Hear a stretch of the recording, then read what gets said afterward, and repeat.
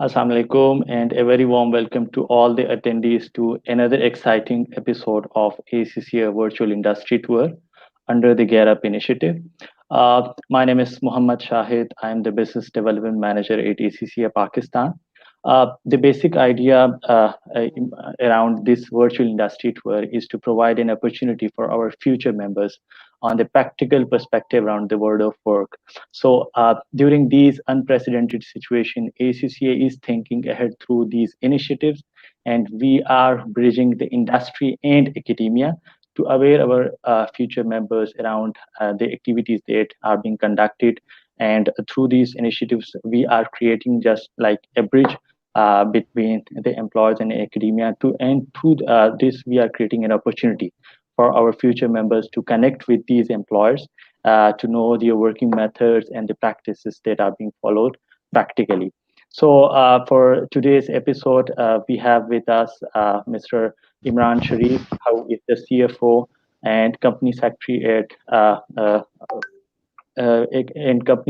Starpak Martial Arts, Sialkot.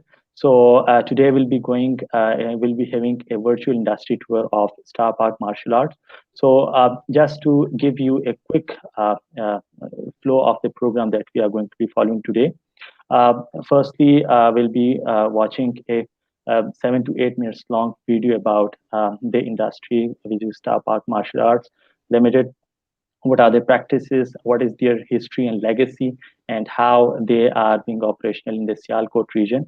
And after that, we'll be having a comprehensive discussion with Mr. Imran Sharif, and then we'll move on towards the end part of this activity, which is the Q&A. And just to encourage each and every attendee who is attending and watching us live, do comment in the comment section and do post your questions which are relevant to this topic for today. So without any further delay, so let's start and let's move on to watch the video.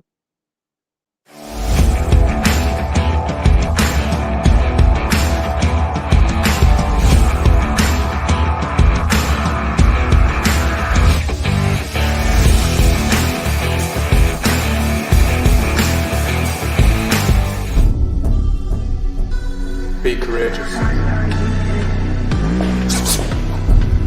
Achieve greatness. Winning isn't painless. Be a star.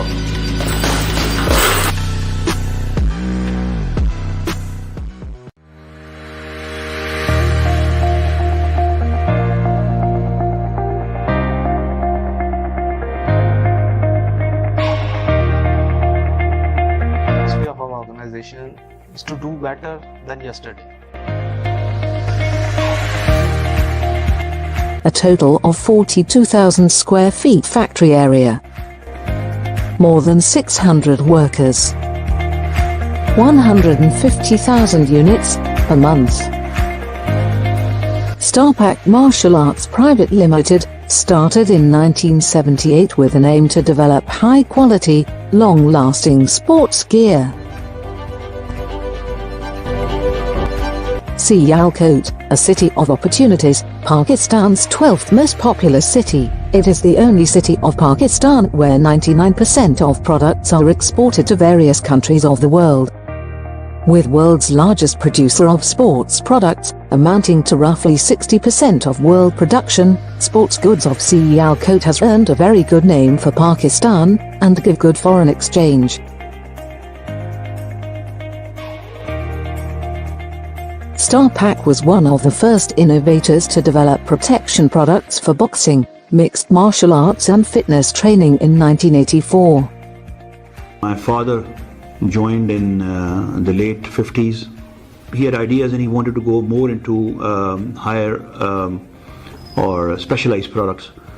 So he made Starpak in 1978, and Starpak was very successful because he literally introduced the artificial leather football.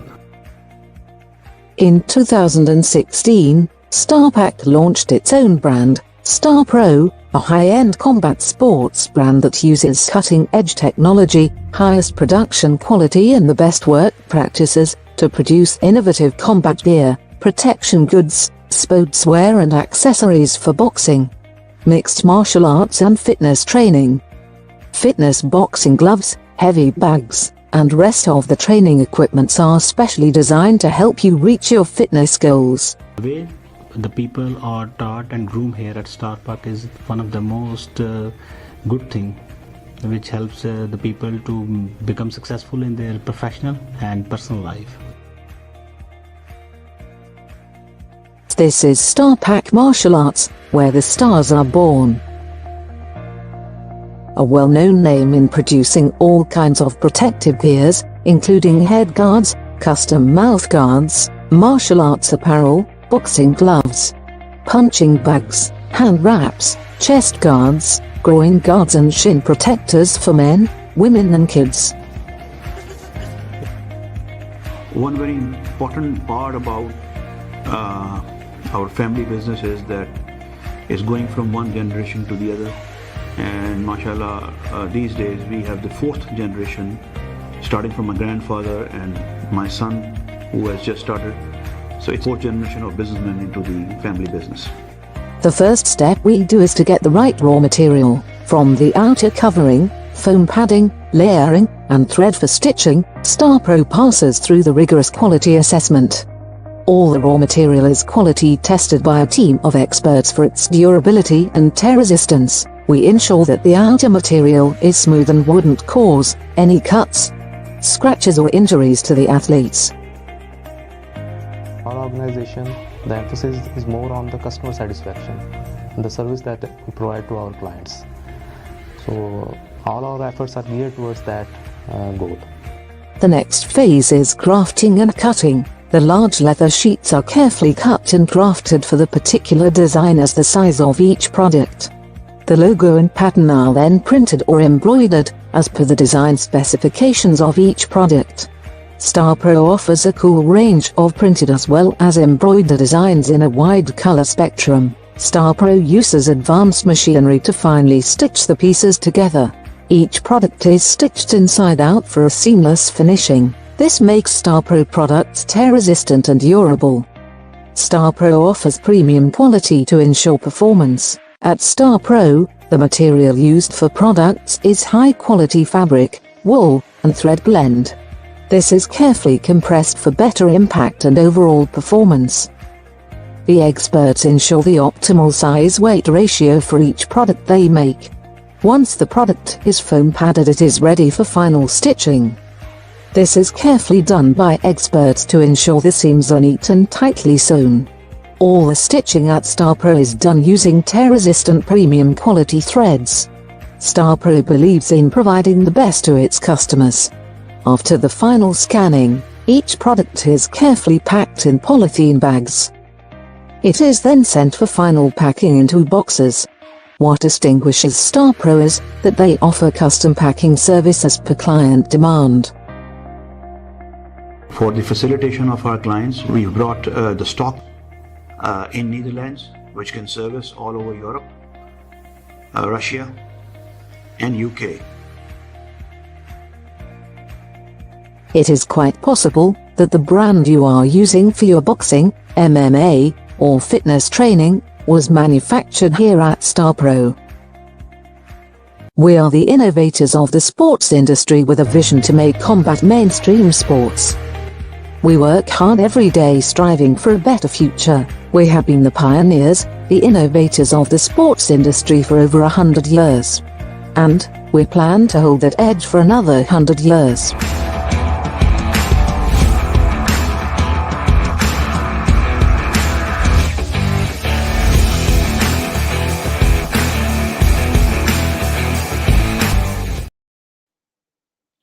I think it's very encouraging to see that how Starpak Martial Art is not only contributing and catering the needs of domestic clients, also the global as well.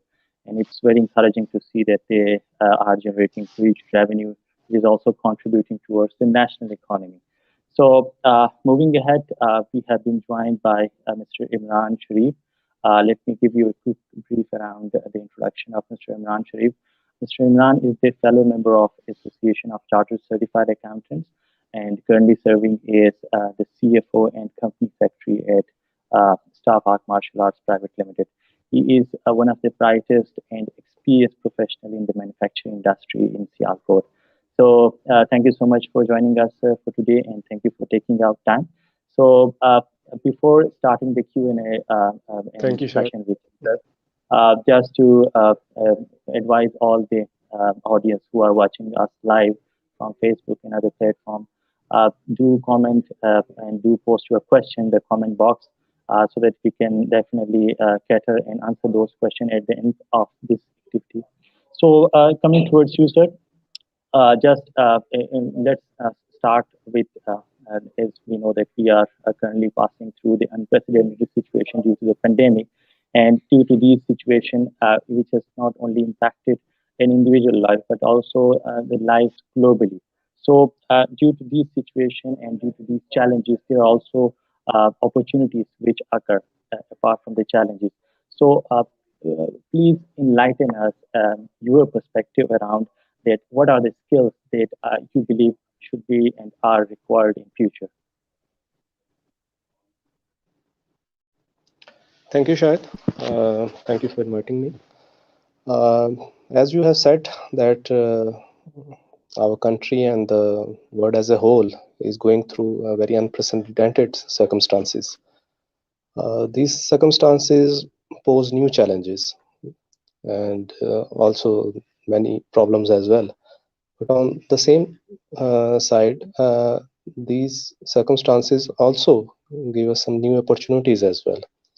So, as a professional, it is our duty to minimize the problems and get most benefit from the opportunities that are arising from these situations.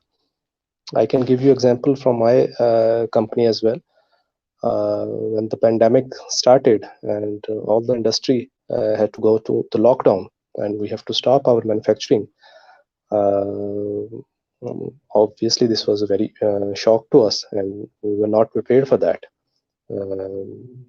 Suddenly the whole factory is closed down and the production is stopped, shipments are stopped, and how to manage that, and we did not know how long will this continue.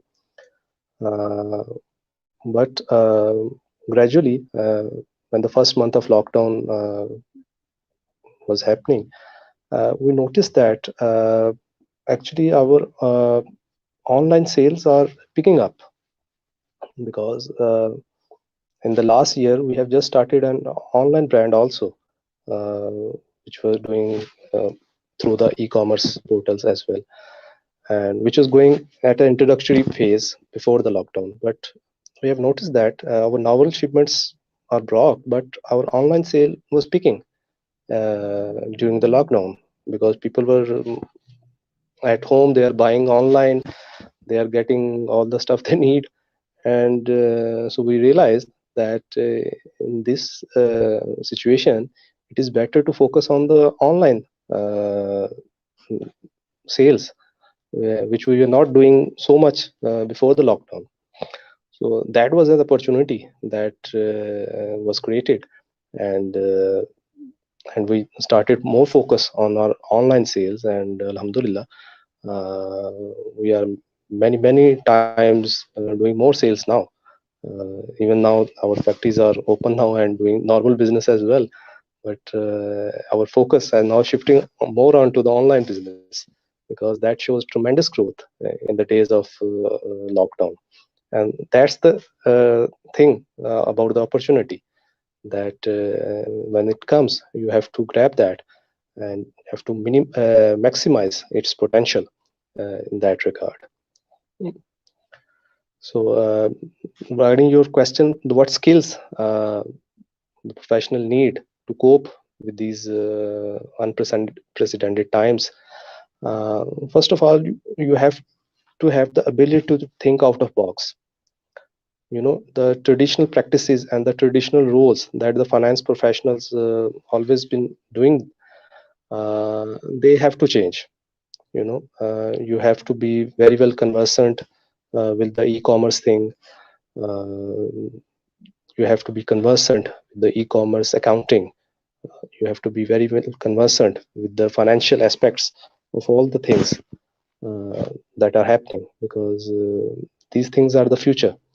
The world is moving more and more onto the online thing, and so you should be familiar with all the ins and outs of these sort of things, so that if you in the workplace you can actually implement them and to actually uh, manage them in a better way, and so that your organization becomes more satisfied with your skills.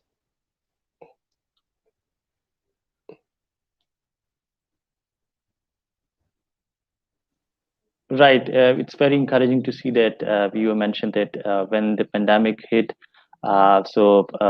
just like other global organization, your organization also innovated and moved towards the digital side. So just from this of your statement, just a question arises which I want to put forward in front of you. That when your organization innovated, so definitely there were faced some capacity issues as well. So of your human resources. So what are the key areas that you focused to in order to cope those challenges and improve your capacities while innovating? Yeah, while doing that, obviously, because not only the human resource issues, but also the logistic issues also arise, because in the online sales, logistics is very important. You have to manage your supply chain in a way that you can cope with the sales demand, which is unpredictable to some extent. You know what demand is today, but tomorrow it could be down or up, but you have to maintain your stock ready at that level, because if you are working in Amazon or eBay or whatever e-commerce portal, uh, the management of the logistics is very important, and to back that logistics you have to have the capacity in the production side to manage that. And yes, we have to do that. We have to increase our workforce after the lockdown to meet that demand, and also to hire some professionals as well to manage that whole operation that is going on the both sides, on the management side as well, on the worker side as well. So obviously these are the things, and also the financial sides has to be taken care of. You have to have the manager finances as well, have to get good records of all the things that are going on. Right, right. It's very encouraging to see that all the innovating things are which are being followed by your organization to meet the expectation globally as well as nationally. So, coming towards my second question of this session. So, being a fellow member of prestigious accountancy body, you also know that ethics and professionalism is at the heart of ACCA. So, just wanted to know from your end that what are the key areas of development that your organization is following to develop and upskill, especially the finance professional, the ACCA talent who are working in your organization to be relevant and in demand, not only in current situation but also in the future. Yeah, that's very much important. The development is a very key aspect of our profession, and what we do in Starpak to encourage people uh, is to make them self-disciplined professionals. You know, everyone has to set some rules for themselves. It is not always the top-down approach. Sometimes you have to be inculcate some inner discipline as well in that sense, so that if someone is not watching you or someone is not closely monitoring you, but you are still doing your job and doing it perfectly. So we stress more and more on discipline, on the thing that every time everything that has to be done should be based on three principles. Number one, what. Number two, how. Number three, when. So every task you can handle by the following these three principles, by asking these three questions. So actually, what is the task, how it's going to be done, and when it is going to be done? Because many people know the answer to first two questions, but they do not give more importance to the third question. So if you know what is the task, if you know how to do it, but if you don't know when to do it, then the whole scenario and the uh, thing of doing the work get lost. Because if you did not do your work on time, then it's meaningless in that sense. And being a professional, we have to be on our toes, that we shouldn't be followed up for any task that has been given to us by the management. So these are the things that are taught to the guys. We are coming from the ACC background, especially, and we hire many ACC professionals because they have showed the capacity to learn. That's and they have the capacity, they have the theoretical background, but we add the professional touch to those theoretical background, so that they can show their skills, because everything is based on your presentation. How you present yourself to the world is what counts. Is your impression depends upon your presentation, and presentation includes everything. Presentation means how you structure your work. Presentation means how you keep your table neat and clean. Presentation means how you structure your report. Presentation means how you format your email. Presentation means how you dress up in the workplace. Personal presentation is also important. So all of these things we taught to our ACC professionals, and as I mentioned earlier, they have to inculcate a self-discipline in self. This is the most important thing. I believe you've rightly mentioned that the self-discipline part, because it has it definitely contributes towards the professional development side of any future member and member. So coming towards another key area, since we are being you are being watched live on Facebook by the future members as well as the current ACCA members. Usually we talk a lot around the networking part. Normally we get to hear about a statement that your net worth is equal to your network. So just let our audience know that what this actually the network is, and how a finance professional can enhance his or her network during their career. Networking, uh, that actually very necessary in today's world, and because it enhances your resources, it enhances your exposure to the world.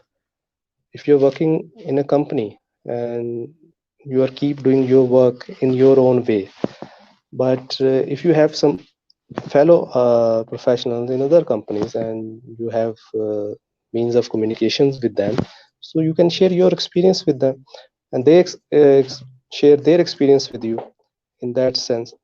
And also during your professional work, you need help in certain areas uh, which you do not have expertise, or you do not have the right command over that thing, but you have in your network a person who is proficient in that, and you can take his or her help as well.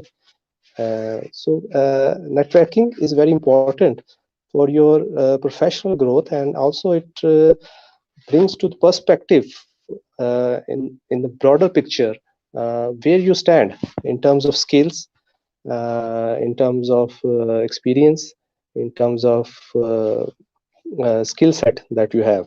So it is very important that you have a good network.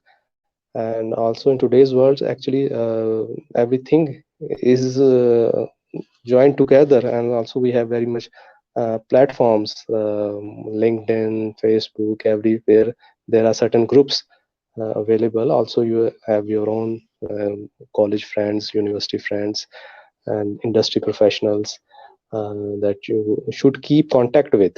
It is important that you have an efficient and practically workable network. It's not that the number is important, but it is the kind of exposure or skills and the benefits you are getting from them. So if you have a small network but you are getting most out of them, it is more useful that you have, say, hundreds of networking but you are not communicating with them, or you are not getting any help from them. So it is important. And so, as I mentioned, it brings into perspective where you stand in your professional way. I think you have rightly said that even if you have a limited number of people, but if you are actively engaged with them, you have a strong networking with them. I think that would also do the job, instead of having lots of people that you are having in your group, but you're not actually networking with them. So that would be of no use. You have like to mention that. So coming towards another question, which is very important, and I'm sure during your career you have come across different ACCA professionals which you have interviewed to recruit in your organization. So what are the key areas that you have reviewed during your when you interviewed them, and what are the key challenges and weaknesses that you have observed, so that you can share with our audience, so that you want to highlight those, so that they can focus on those areas for their future. The number one weakness that I noticed from the young ACCA professionals is the lack of presentation. You know, if you are meeting a professional or you are interviewing a professional, you should look like a professional. You know, I noticed sometimes people come to interview in jeans and t-shirts, in very casual clothing, and so the first impression get lost. Um, you start with not a very positive impression of that guy who's coming for an interview to get a job, and he's qualified. He has a professional degree, but he's coming very casually because it gives the sense that actually you are not taking that interview opportunity seriously. But it also shows that a person is not taking himself seriously, because he doesn't know what his standing is in the profession, what the ACCA qualification means. So you have to give respect to your qualification, you have to give respect to your profession, and by presenting yourself well in a professional manner, by grooming yourself, and it is the first step. You have to do that, because if you meet a person, on the first look you should have an idea that, okay, I'm meeting a qualified guy, I'm meeting a professional, so not a just ordinary guy and who is sitting and casually and dressing like he's walking in the park. So you have to concentrate on that. You have to give respect to your profession and be good presentable person in a professional way. And then the second thing that I have noticed, that they are theoretically strong, but practically they lack the skill to demonstrate their skills to the world. Whether it's a lack of confidence, or they are not prepared actually, because our colleges, maybe they only teach them to pass the exams, but also they should work on their interpersonal skills as well, because many times when I went to person, he could not speak properly in English, which is surprising, because all our education of ACCA is in English. So one has to work on that, because in the professional, this is the language of profession, and you have to be prompt in that and fluent in speaking and writing good English. So because that's also very much important. And thirdly, you have to be confident about this. Sometimes people are not showing confidence in themselves. They come very confused, or they don't know what to say and how to answer the questions. And so they have to work on their body language as well, because that's also, that's my first point was presentation. The body language also comes in that, but also the body language has to be strong. You have to be confident, and you have to back up your background theoretical knowledge with the ability to demonstrate that knowledge. Because if I know many things, I if know all our accounting and auditing standards, all the tax laws, all the financial management things, but I could not communicate that to other persons, uh, then uh, it's not useful actually for that person. So these kind of interpersonal skills has to be good. The presentation level has to be good. These are the things that actually will get you forward in the profession, in the practical environment. Right, sir. So you briefly discussed and touched base three key areas. Firstly, around the presentation part, the outlook part, and second one is around the demonstration, which is the interpersonal skills. The third one is that to be having a confidence while appearing for an interview. So you've likely mentioned, and I believe most of the upcoming ACCA members and future members, they should definitely focus on these areas. And I'm sure you definitely have observed these while conducting interviews. So just to further exploring these areas, I'm sure when you recruit ACCS in your organization, so there is definitely a dedicated training and development department in your organization, which focus on evolving the skills of your organization's human resources. So once an ACCA a future member or member is inducted in your organization, so what are the processes that your organization follows, which makes Starpak Martial Arts a different industry from other industries? What are the key areas that you focus on developing the human resources?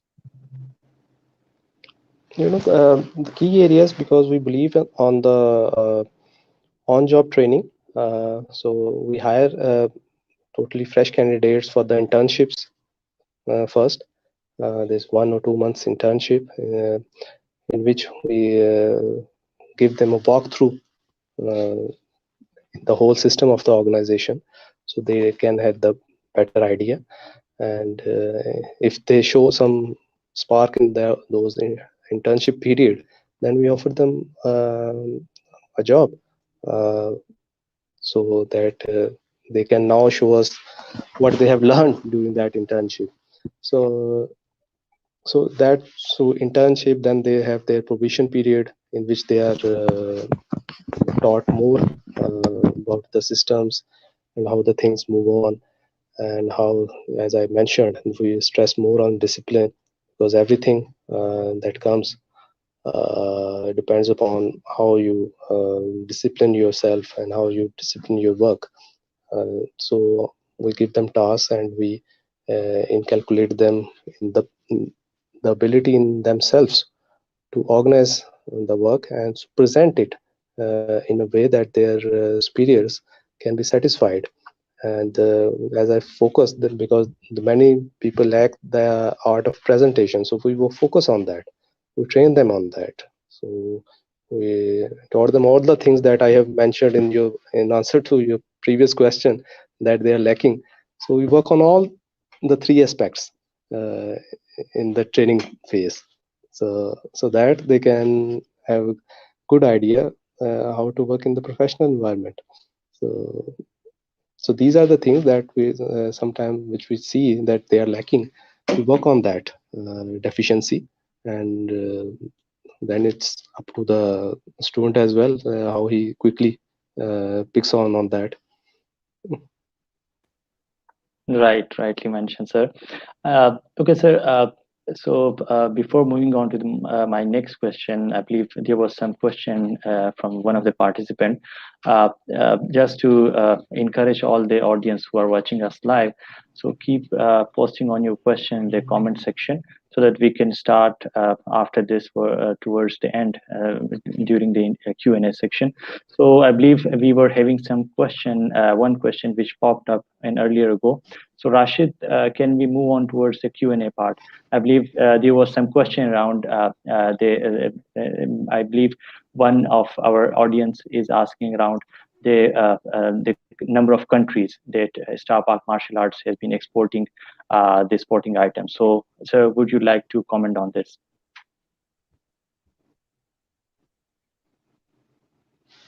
Sorry, I lost your voice in the middle. Repeat the question, please.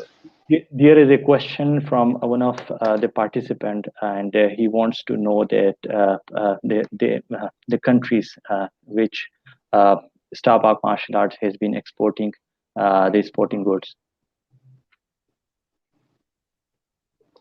We are exporting mainly to the European Union, all the countries of European Union, UK, USA. These are the three main markets, and also to the Middle East as well, and South America, also our market.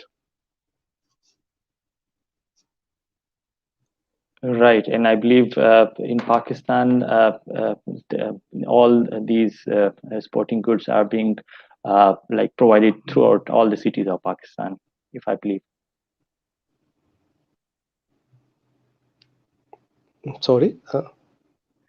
So I was trying to say that in Pakistan, I believe all these goods are being provided from Khyber to Karachi, right, sir?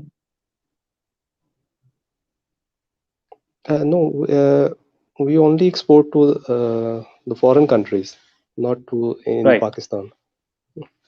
Right. So, Rashid, do we have any question? Any other question?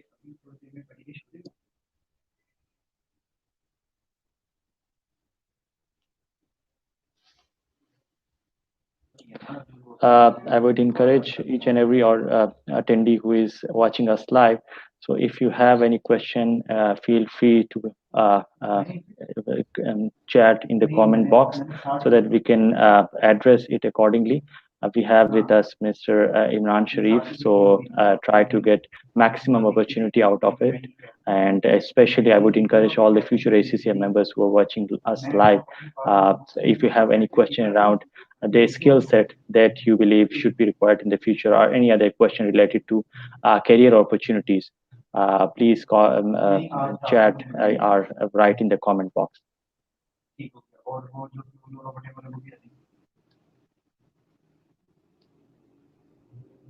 So I think, sir, we'll be, I believe, having some question during the conversation. So Imran sir, just since we are moving towards the end of this session, so any last piece of advice that you would like to give to our future ACCM members so that you can share it from your own experience that you have attained throughout your journey?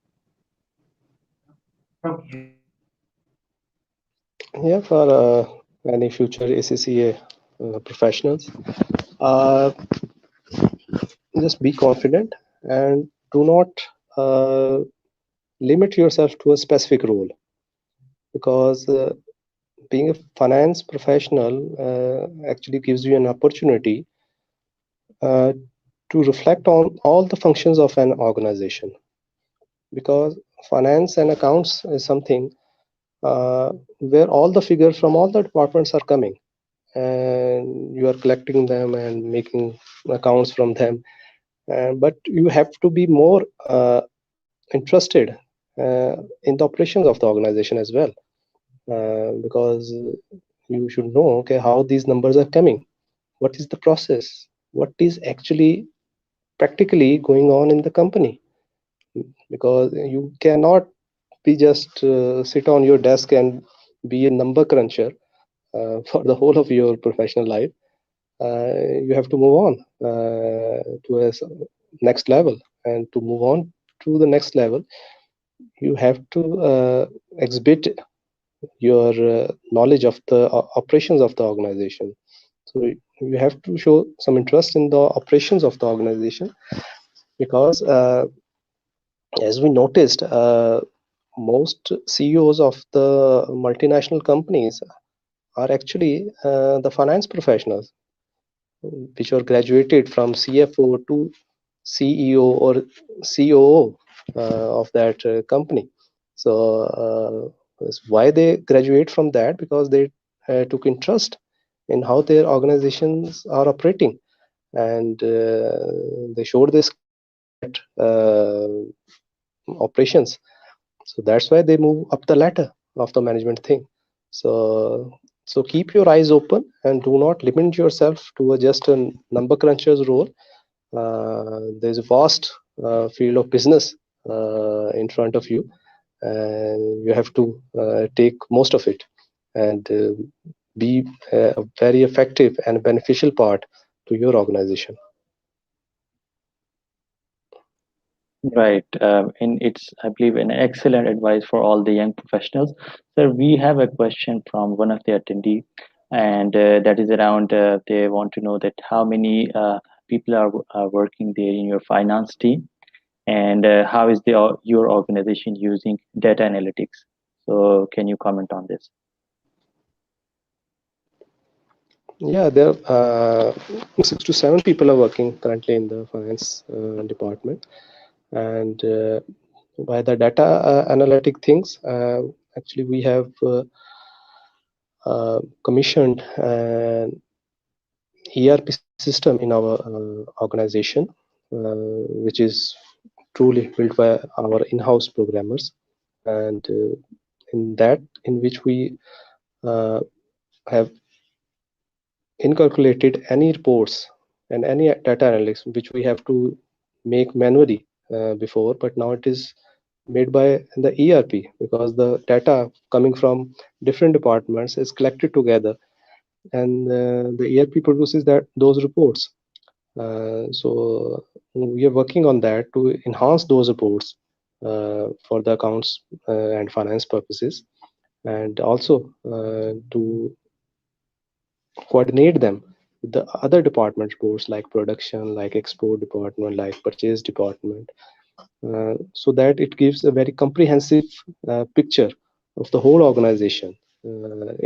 Because that ERP will focus on the visual presentation on the dashboard. On the dashboard, all the major activities are shown on our dashboard, and we know where we are going delay, where we are stuck, where the problem is, because it is highlighted in the dashboard where the problems stand. So this data analytic thing is very crucial for any organization, and we are also working on it by the way of this ERP system, which is helping us, and we are also improving it day by day. That's very great to see that. And so we have another question, and which actually wants to know the expansion of Starpak Martial Arts. So one of the attendees is asking that, are you planning to open any branch of Starpak in the Middle East? So I'm sure that's very confidential thing that I don't know if you want to discuss it around during this session, but I believe we are the- expanding. Actually, we are expanding, and we expanding to the many parts of the world Right. in that, and Middle East also is one of them. And because, as you know, that our focus is now getting more and more into the online business, and also to expand our brand, which is Star Pro. This brand we are promoting worldwide, and yes, our expansion plans are there to the many parts of the world. Right. That's very encouraging to see. So we have another question that is specifically around the resumes, which usually in ACCA Talent prepares. So one of the attendees is asking that, can you tell us around some tips that you want to give us, that what do you like and dislike while reviewing a student CV? No, for any CV, it has to be concise. There shouldn't be too many unnecessary details. The basic rule of a CV is that it should be a one-page CV, so that the person who is reading it can get the whole picture in one page. I have seen CVs with 6 or 7 pages, because and you actually get lost what you actually trying to find in that. So it has to be concise. There are very professional templates actually now available online, which you can take help of, because CV is your person himself. It is your presentation. So whatever you are, it should be reflected on your CV. So as I have mentioned, that presentation is the most vital thing. First impression is the last impression. So your CV should be such that it creates a good impression on the very first look. You have to grab that first look. So that is the only way.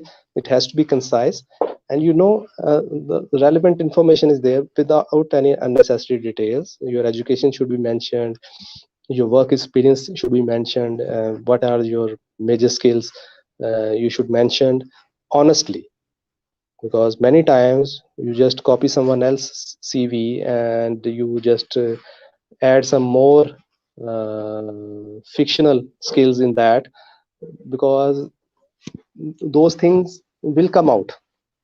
If you get an interview call and they ask you about those skills and you could not perform well, the whole system goes down, the whole confidence thing goes down, because the interviewer will take very negative impact of this. They will thought that this person actually lied on their CV, which is a big offense actually in the professional market.